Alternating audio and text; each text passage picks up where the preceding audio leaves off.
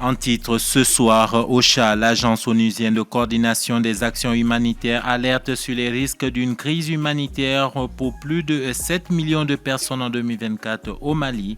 Les enfants et les femmes pourraient être fortement impactés si rien n'est fait.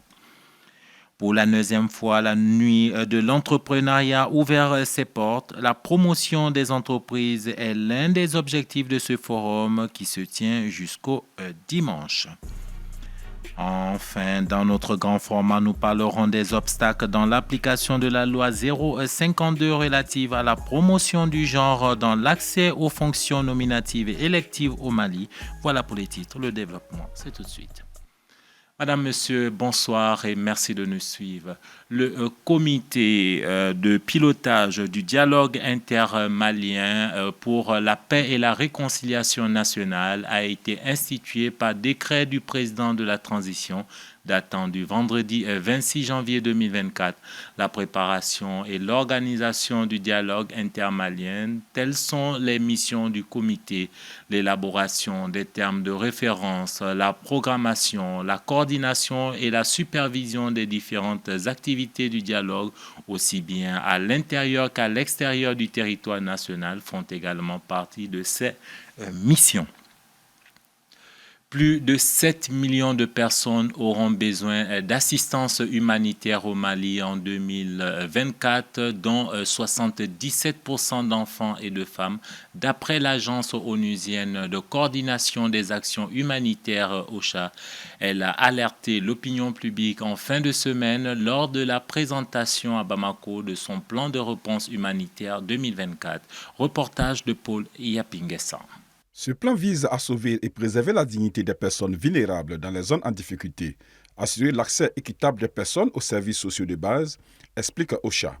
Le contexte humanitaire au Mali reste marqué par une crise complexe qui dérive d'une situation sécuritaire volatile, exacerbée par des facteurs de vulnérabilité structurelle, des défis socio-économiques ainsi que par le changement climatique. Le nombre de personnes déplacées internes s'est élevé à 390 000 en septembre 2023. Le nombre de réfugiés, rapatriés, apatrides et demandeurs d'asile est de 66 702. Une sévérité accrue des besoins a été relevée et des nouveaux hotspots humanitaires ont été identifiés. 700 000 personnes sont en situation d'insécurité alimentaire aiguë et 2,8 millions sont sous pression. En 2024, il est estimé que 1,3 million de personnes seront en situation d'insécurité alimentaire aiguë. Selon le coordinateur humanitaire pour le Mali, l'année 2024 sera marquée par des besoins accrus d'assistance humanitaire. Cela dans un contexte de financement de plus en plus difficile. D'après lui, 32% de la population malienne a besoin d'assistance humanitaire en 2024. À cet effet, les organisations humanitaires ont besoin de 701,6 millions de dollars pour assister 4,1 millions de personnes. L'analyse intersectorielle effectuée dans le cadre de ce plan couvre donc l'ensemble des besoins. En 2024, à travers ce plan de réponse humanitaire, les partenaires humanitaires recherchent donc 701 millions de dollars pour assister 4,1 millions de personnes au Mali. Le ministre de la Santé et du Développement social a salué la mise en place de ce plan de réponse. Elle a également signalé le retour de plusieurs déplacés grâce aux actions sécuritaires. Si nous ne faisons rien, des vies seront perdues et le cycle de vulnérabilité se poursuivra. Les actions sécuritaires de l'État ont aussi permis le retour de plus de 9 400 personnes déplacées internes dans leur localité d'origine. À noter que 2,8 millions de personnes ont pu bénéficier d'assistance sur les 5,7 millions ciblés en 2023, soit un taux de financement de 26,6% mobilisé. Un chiffre jugé l'un des plus bas ces 10 dernières années par les organisations humanitaires. Au même moment, le Fonds des Nations Unies pour l'enfance, UNICEF, annonce que près de 9 millions de personnes seront affectées par l'insécurité alimentaire en 2024, chiffre que le système d'alerte précoce ne partage pas. En bref, suite au communiqué du jeudi 25 janvier 2024 des autorités maliennes annonçant la résiliation immédiate de l'accord d'Alger de 2015, les autorités algériennes se sont également fendues d'un communiqué 24 heures plus tard dans lequel elles disent prendre acte de cette décision et parlent de gravité pour la paix et la sécurité régionale. Pour Bamako, cette décision de mettre fin à l'accord d'Alger est motivée par, je cite, des changements de posture des signataires et des actes hostiles des autorités algériennes. Grand rendez-vous annuel des entrepreneurs et hommes d'affaires du Mali. La 9e édition de la nuit de l'entrepreneuriat a débuté hier 26 janvier. La cérémonie d'ouverture a eu lieu au CICB en présence du Premier ministre et d'autres acteurs de l'écosystème économique. Ce forum qui se tient sur 3 jours vise à promouvoir les entreprises et le secteur privé. Reportage de Soumaïla Fane. Organisée par l'agence de communication BET, la 9e édition de la nuit de l'entrepreneuriat apparaît comme un rendez-vous incontournable des décideurs, financiers et hommes d'affaires du secteur privé africain avec un riche programme de panels de haut niveau, des rencontres B2B et des expositions. Durant 3 jours, plusieurs hommes d'affaires de premier plan, dont les entreprises qui sont des exemples de réussite économique, seront magnifiés. Quand on crée ce forum pour la nuit de l'entrepreneuriat, pour les entrepreneurs, vu la crise sociopolitique, vu la crise qui se passe aujourd'hui au Mali, on a des champions qui tiennent, qui ne se sont pas découragés, qui font tout pour le Mali, pour l'Afrique. Occasion pour les responsables d'entreprise de faire également la promotion de leur entreprise et de partager leur expérience et expertise avec d'autres personnes voulant entreprendre. On est l'une des premières carrières du Mali, l'une des plus grandes aussi carrières du Mali.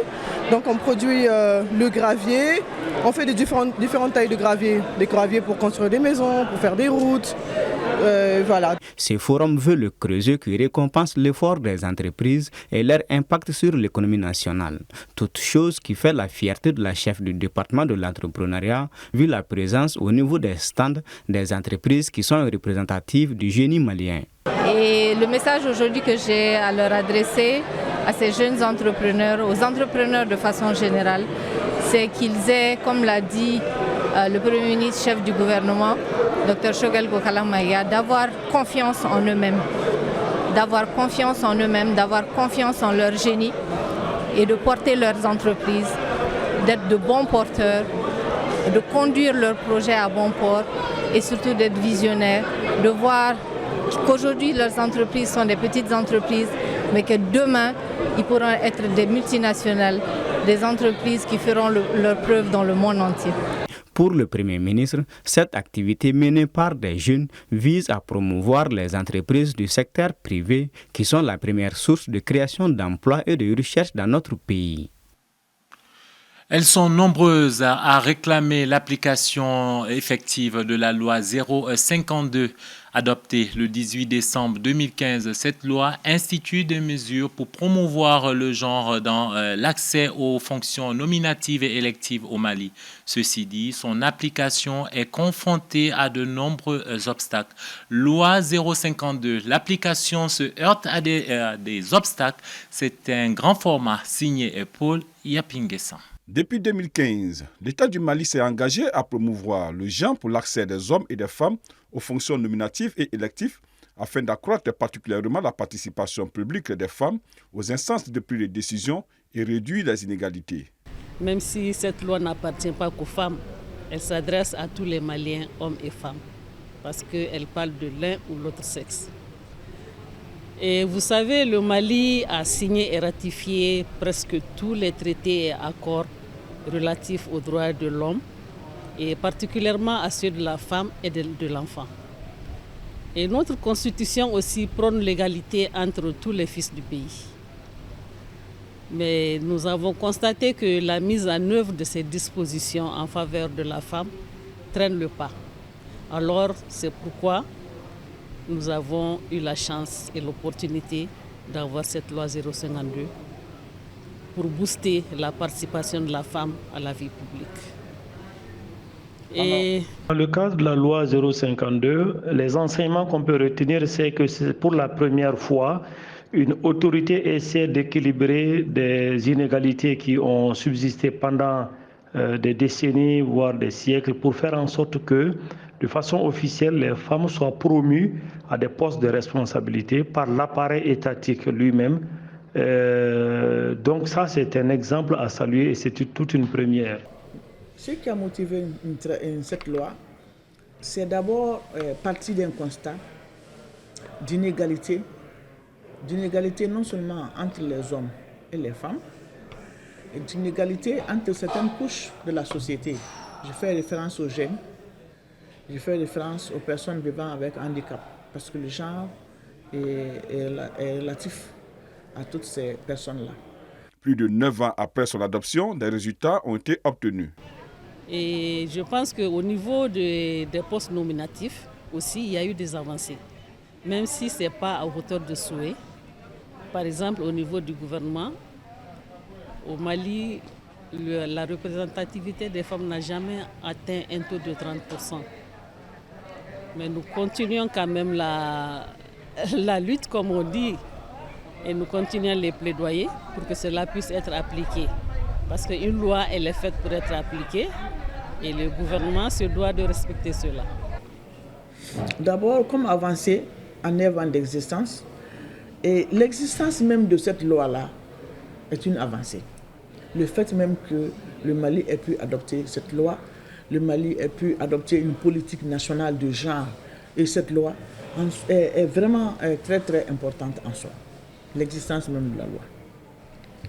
Et cette loi a permis quand même, je vais parler des obstacles après, des limites de la loi, cette loi a permis quand même à des femmes d'accéder à certaines responsabilités, même si on n'a pas atteint complètement ce que la loi dit. En plus du rôle de la place de la femme dans la refondation du Mali, l'application de la loi 052 reste une des principales préoccupations des femmes du Mali. Car ces dernières années, cette loi 052 est confrontée à des obstacles. Les obstacles se situent au niveau politique. Au sein des partis politiques, le respect de la loi 052 pose problème parce qu'elle n'est pas très explicite à ce niveau. Mais il faut reconnaître que les partis politiques la respectent quand il s'agit des élections. Et au niveau sécuritaire, vous savez, l'absence de sécurité, ça joue sur l'autonomisation de la femme parce que ça l'empêche d'exercer ses activités génératrices de revenus, ça l'empêche d'aller dans les centres de santé, ça l'empêche d'aller à l'école et ça entraîne aussi des violences basées sur le genre. Mais malgré son adoption, on se rend compte que même au niveau de l'appareil étatique, la loi 052 a du mal à être mise en œuvre parce que les inégalités qui subsistent un peu partout ont du mal à être nivellées. C'est-à-dire que ça prend du temps. Le nombre de femmes qui ont des postes de décision dépend aussi du nombre de femmes qui possèdent le leadership, la formation pour occuper ces postes de décision. Donc s'il n'y a pas suffisamment de femmes dans ce sens, il est difficile de les avoir dans les postes de décision. Mais même dans les cas où ça existe, il y a souvent des difficultés, des réticences que l'État lui-même ne parvient pas à gérer pour appliquer la loi 052. En tout cas, il y a encore, cette loi-là souffre encore d'application partielle. Elle n'est pas effective, cette loi-là. Le premier obstacle, moi je dirais, c'est la faiblesse de la volonté politique par rapport à son application. L'autre obstacle, c'est les contraintes socio-culturelles.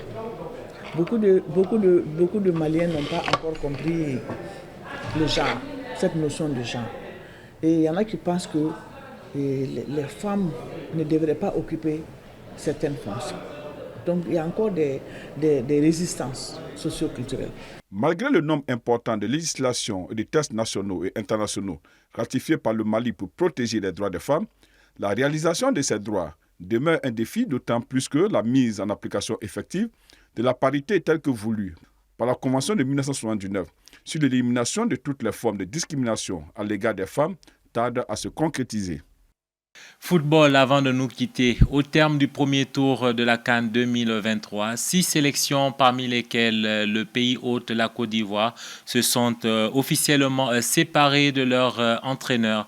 D'autres ne sont pas sûrs de rester en cas d'élimination en 8e de finale. Suivez.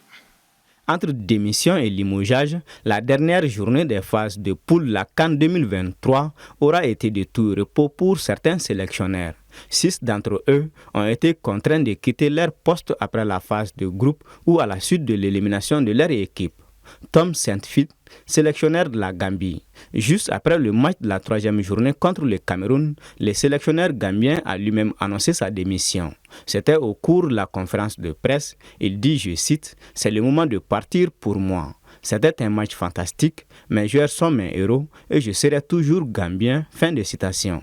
Quant à Chris Hughton, l'entraîneur du Ghana, il a été licencié. Les Black Stars ont terminé sur 2 points dans le groupe B.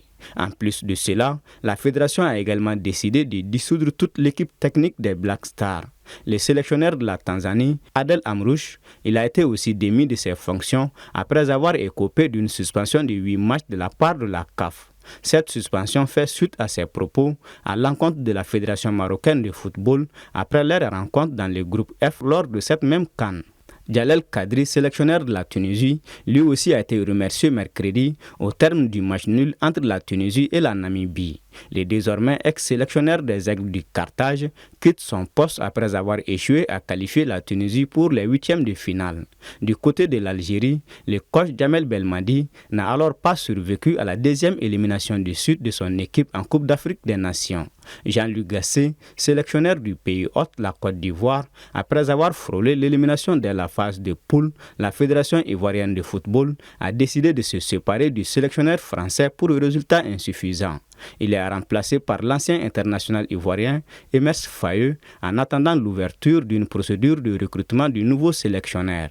Ce samedi, les 8e de finale ont démarré. Alors va-t-elle se poursuivre cette vague de démissions ou de limogeage d'entraîneurs après des éliminations dans cette 34e édition de la CAN? C'était l'essentiel de l'actualité qui a retenu notre attention pour ce 1945. Madame, Monsieur, merci de votre fidélité.